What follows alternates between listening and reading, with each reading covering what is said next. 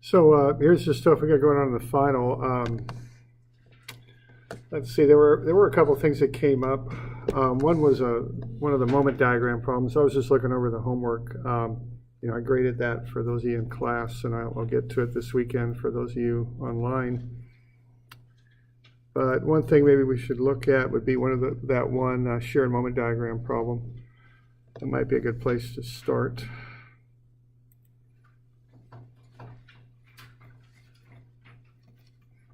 Because there seemed to be a little confusion on it.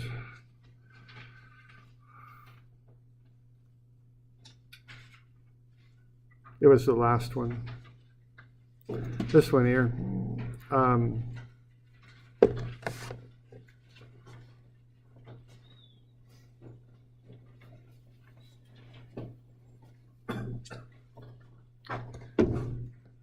All right, so what you want to do, and I think people got the reactions pretty well.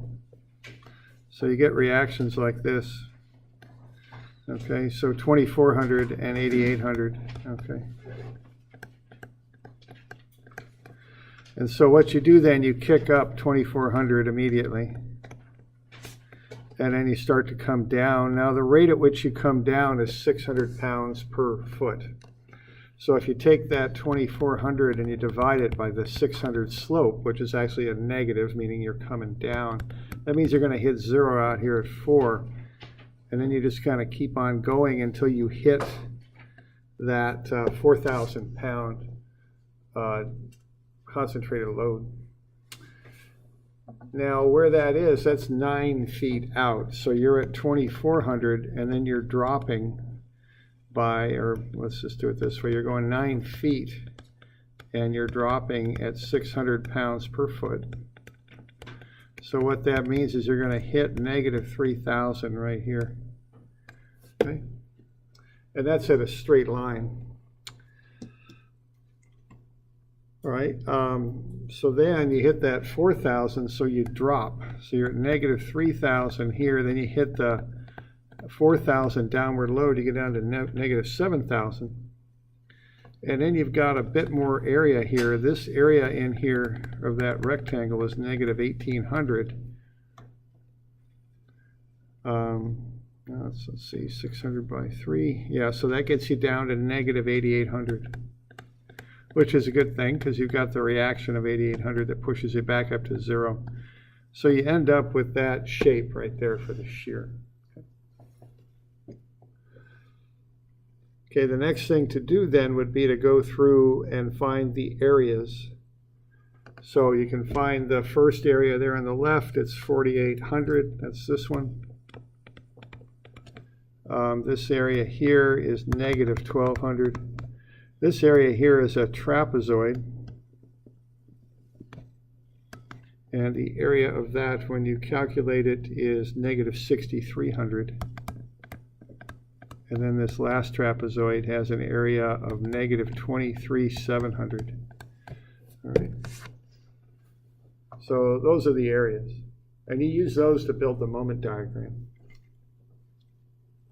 So what's going on here is you've got a positive value here. You've got a total area of 4,800. So by the time you hit 0 out here, you've gone from 0 on the moment diagram up to 4,800. Okay.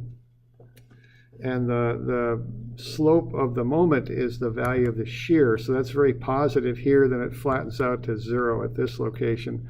Then you drop a bit. You drop by 1,200 down to 3,600 here. Then you've got that couple of 26,400. And what that does is kicks you up immediately. Okay. So you're at 3,600 and that couple is negative. It's clockwise, so the beam reacts in the positive fashion. So that's why you go from 3,600, you go up by 26,400. So you end up here at 30,000. Then you've got two areas with a little bit of a discontinuity in there. So you kind of come down by that amount and you're at 23,700. And then you drop a second time back down to 0. So that's the sequence on that. So that was one thing that I just wanted to mention because I've noticed it grading those. So any questions on that?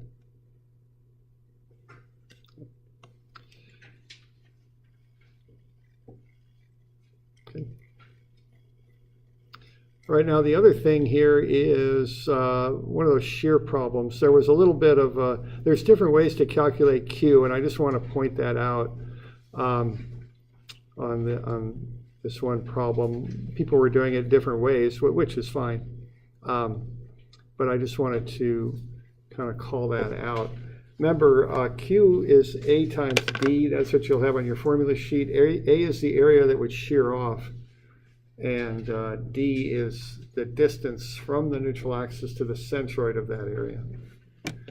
So for instance, if you're down there at point 4, let's say, and you want to figure out Q, there's different ways to do it. There's actually 2 different ways to do it, and you'll come up with the same answer regardless of how you do it. So this is 361. Okay, so if you want to know what Q is for point 4, the way I would think about it normally is the smaller piece would shear off. That's what I think of as shearing off. And then I would think of this as being how I would get Q. So what I would have then for the area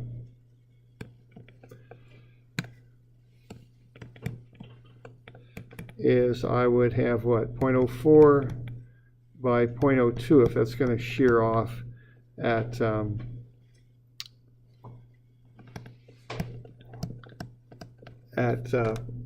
that location right there. So I would think of the area below as shearing off, and then the distance, so that'd be 0.04 times 0.02.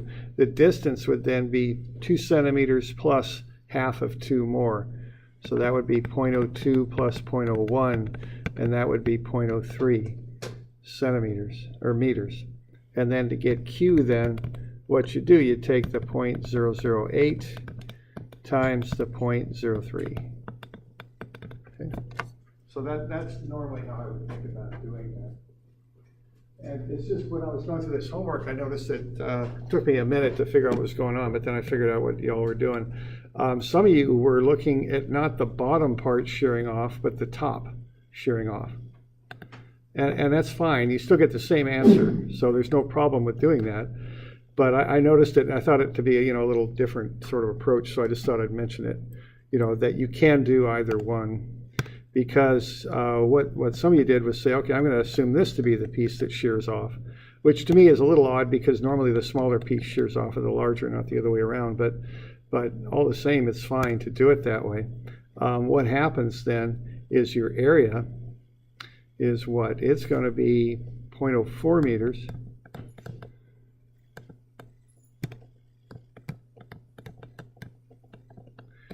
times 2, 2, and 2 makes 6. So that'd be 0.06 meters. So this would be the area. Okay, so 0.04 times 0.06. So why don't we get some of these numbers filled in?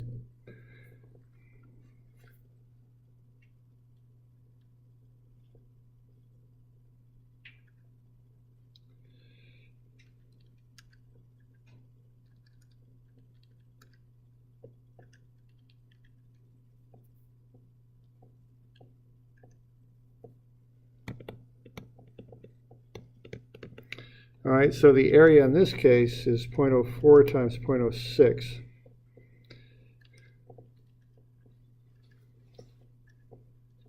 .0024. Now what the distance is you're going from here up to the centroid of that whole shape. Now the shape has a total height of 6 centimeters.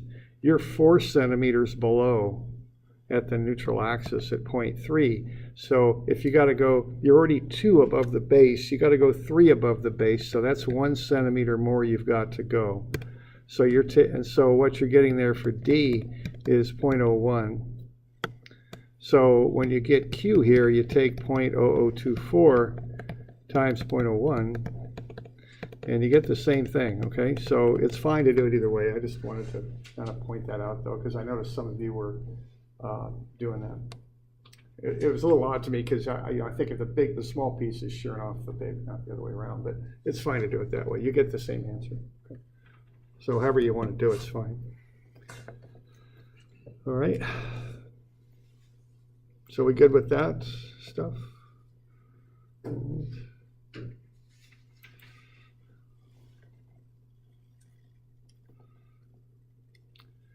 All right, let's see. So here's the different topics. You know, definitely we'll have centroid and moment of inertia. I'll have you do a shear and moment diagram. Okay, the centroid and moment of inertia I might put into another problem because often you need to find those things when you're doing both shear stress and bending stress. So that could well be incorporated into another problem. But I'll probably give you a shear moment diagram. Okay. Now you've got the stuff we did in class. There's some a couple problems we didn't do in class. There's some online too if you want to practice that. We got bending stress, which 351 through 353, and then that one handout problem that we did. Shear stress and shear flow. So the handout problem and then 361 and 362 I think are available. I don't know if there's a 363 or not, I can't remember. Now, shear flow could be on there too. Now, what shear flow is F, and it's V, Q over I, okay? It's just the regular shear formula without the T. So remember to have a look at that.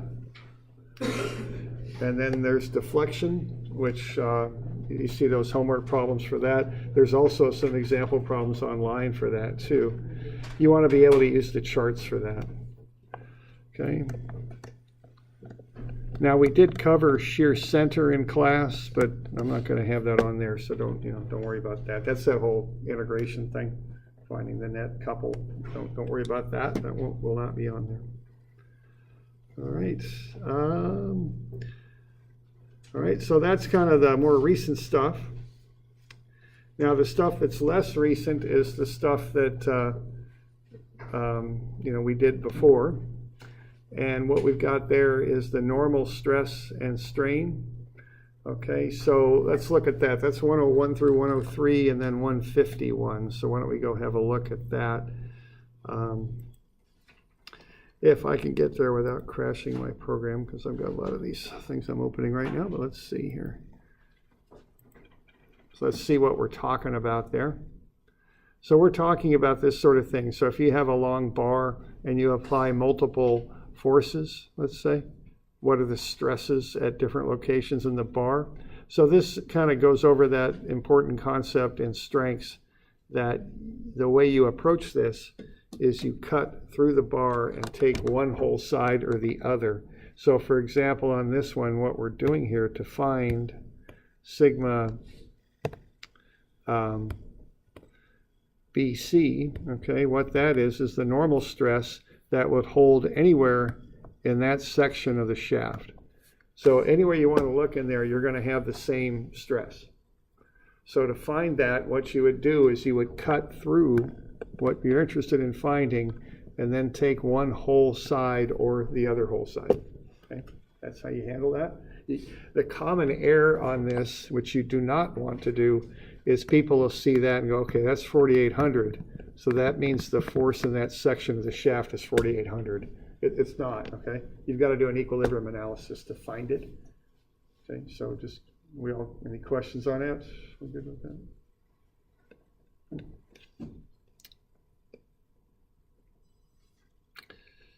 All right, so we had a few of those. We had 101, 102, 103.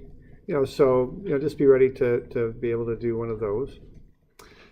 We had you could have a little bit on the modulus elasticity, which is just the slope of the straight line on a stress strain diagram right there.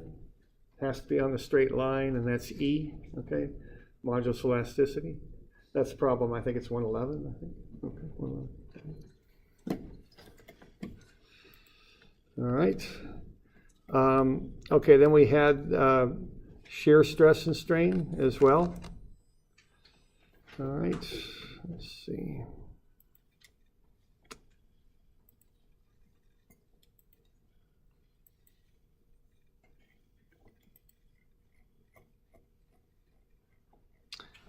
All right, so there's some shear right there, just a shearing action on that joint. There's shear on the bolt, where we had to do the same sort of thing of making a cut through the bolt and analyzing it. Here's some shear strain and deformation on that block there. So when you apply the force, what's going to happen there? That thing's going to go into a shape like that. Right?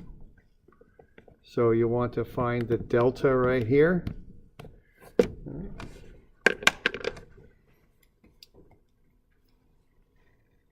Okay, so that's just an example of shear strains and stresses.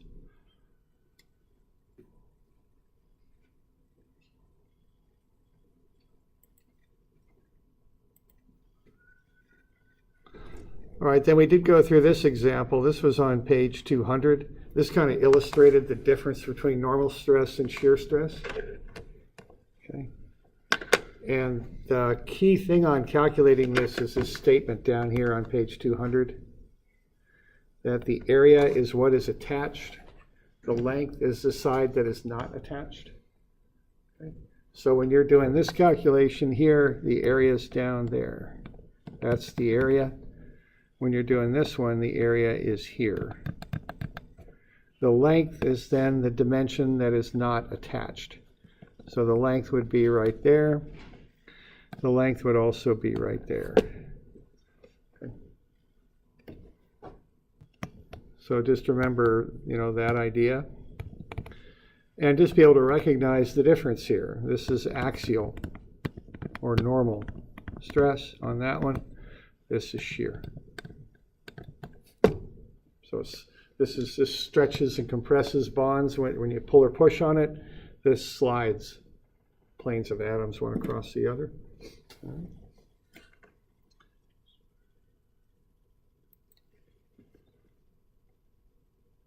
You all right with that?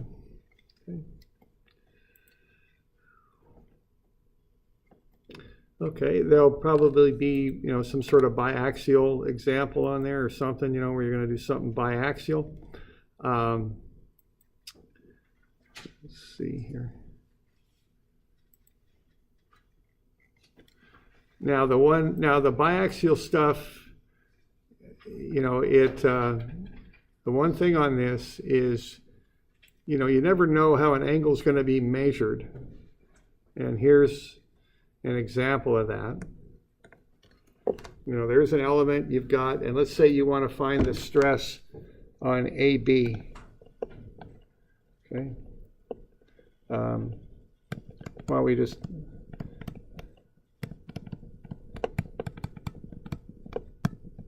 this stuff sometimes seems to be some confusion on this.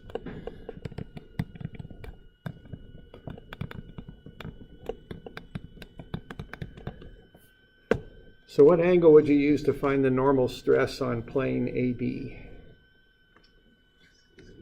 Yeah, okay. So it makes no difference, how it's dimensioned. You always want to draw on a vertical plane and measure counterclockwise for that plane. Right? So it'd be 60, okay? Now the normal stress, when you look at it, goes that way, but all the same, you use the angle to the plane, 60 degrees. How about the angle to find tau xy for that element there?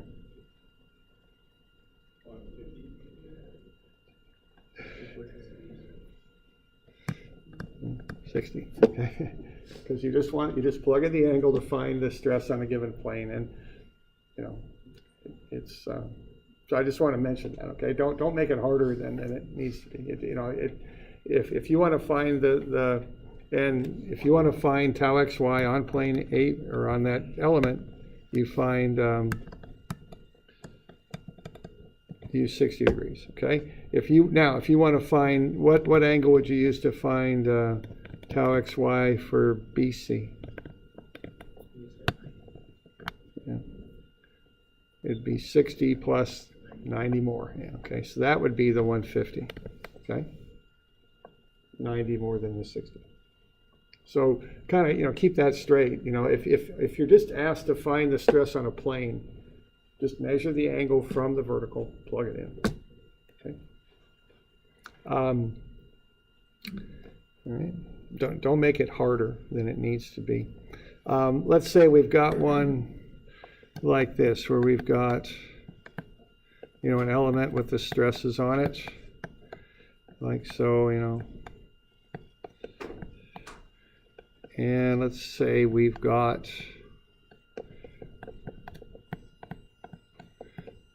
this. And we'll call this AB. What angle would you use to find sigma AB?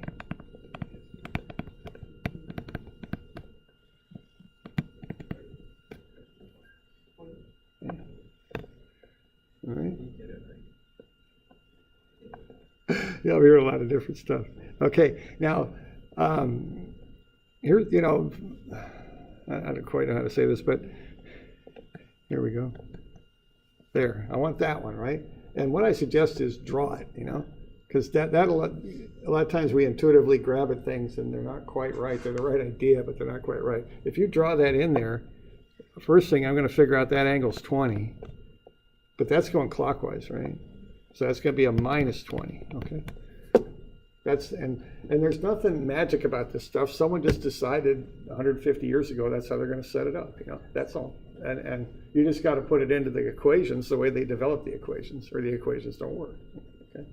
It's like on a number line, right's positive and left's negative, right? However many thousands of years ago, someone decided that's how it was going to be. There's nothing magic about it. Same thing, okay? So however the angle's presented, just go ahead and do that, okay?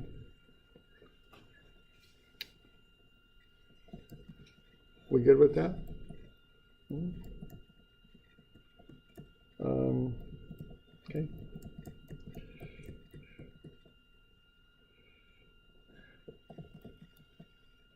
All right, now the other kind of problem you can have is when you're not given an element and you're going to find, you want to find sigma max, okay? That's when you use that formula, okay? Because you don't know where the maximum normal stress acts, so you got to find out where it acts, and that formula tells you where it acts, okay? So all this stuff covered up. Okay, on that one, looks like we had negative 12 for sigma max. So theta, one of the answers for theta was negative 12 degrees. What angle would you use to find tau max? And I'll say in plane.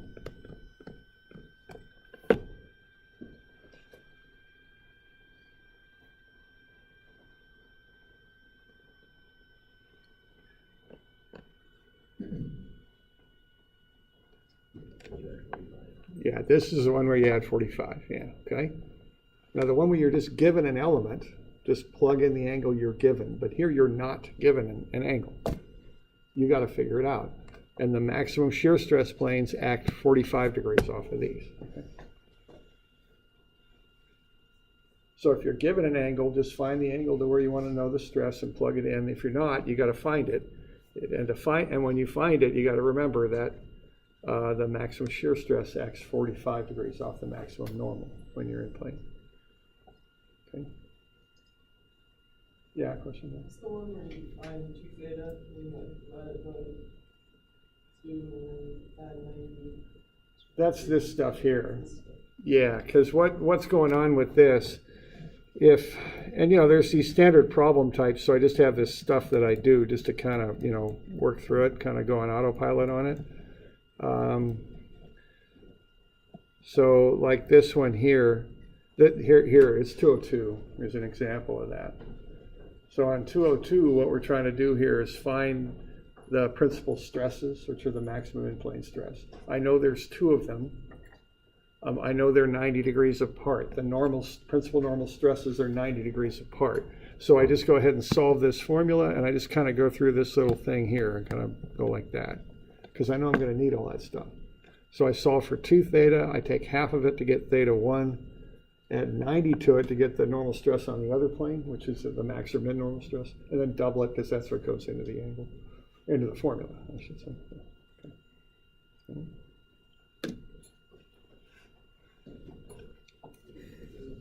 Yeah. The other one, can we also just use the... Yeah, there's a quicker way to get the other one. Yeah, it's especially on a test and you don't have a spreadsheet or anything, it's probably the better way to do it. Yeah. This little formula right here.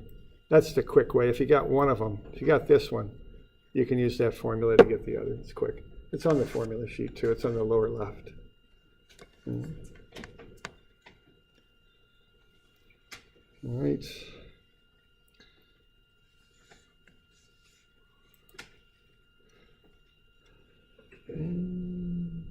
Okay, Hooke's law is just, that goes from stress to strain. That's for biaxial, and it just converts from stress to strain. It's labeled Hooke's law right on your formula sheet, okay? So that goes from stress to strain and from strain to stress. Okay. Torsion, I'm not going to get too involved in what I ask you about torsion. It'll be pretty straightforward. Okay. You got those two formulas for torsion, right? Tau is TR over I, and phi is TL over IG. The P subscript on the I just means it's done in a polar fashion. That's all that means.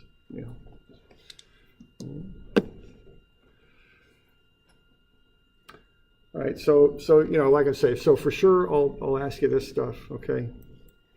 So you'll have those four. Basically, I'll probably embed this stuff in the four, and then I'll pick from here to kind of, I don't think I can get all that on there, but I'll put some of that on there. Okay, the basic stuff.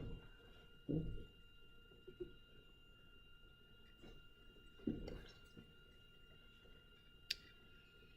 Got any questions on that stuff?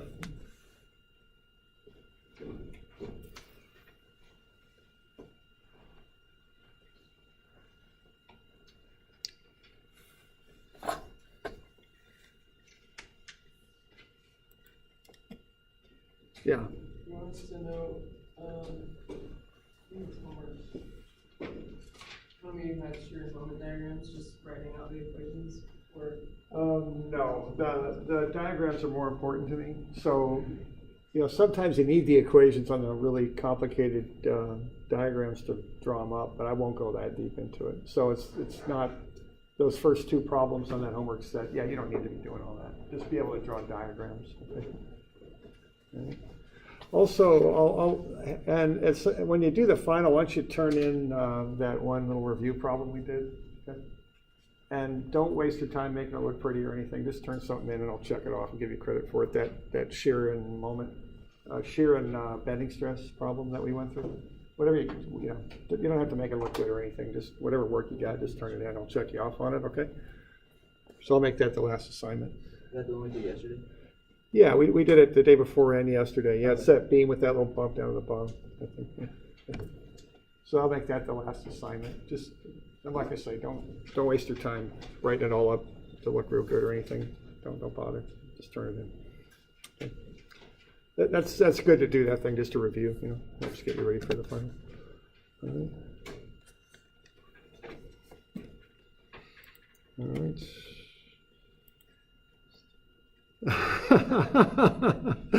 All right. Now, for starters, our students do well at OSU. It's been studied, and our students perform on par with OSU students. Okay, so let's say that right off the bat. You're very likely going to have larger class sizes you're going to have to deal with. You're going to have less instructor access. It's a much bigger place than we are here, and you just have to adapt to that. You're going to have to learn more independently. You're going to spend more time on your classes. Your engineering GPA might drop a little bit. Okay. Okay, now here's the deal. Give yourself some time to learn the system if you can, and think about it that way. Start to network, learn the system. What resources are there? There's tutors for every major you can access. Okay, usually. Okay. Each major is kind of its own separate thing now. That's why I've been encouraging you to get to know people in your major, because you're not going to, if you got a good friend, you're civil, and you got a good friend that's mechanical, you're not going to see much of them anymore in classes, okay? So find some people in your major you can work with. Study groups seem to be the thing over there because they move much faster. This class at OSU would meet 2 hours a week and a third hour with of recitation, a study group kind of thing. That's it. And they cover the same material. So they don't cover it as deeply as we do here. They move faster, they hit it lighter, and you have to figure more stuff out on your own. Okay, and people adapt and do fine, but you need to kind of think that through. How are you going to do that? Some of the approaches you use here aren't directly transferable there. Okay, it's harder to get to instructors sometimes to get help. There's other issues that come up, all right? So the best advice I can give you, then from what I've heard, is find, and notice effective is bolded, okay? Find a good study group where people are focused and everyone's pitching in, and that seems to be the best strategy for succeeding over there from what I've heard. But I just encourage you to kind of go in there with your eyes open and start thinking, how am I going to adjust to this? That's how I would approach it, you know. All right, so I just want to mention that before you go. All right.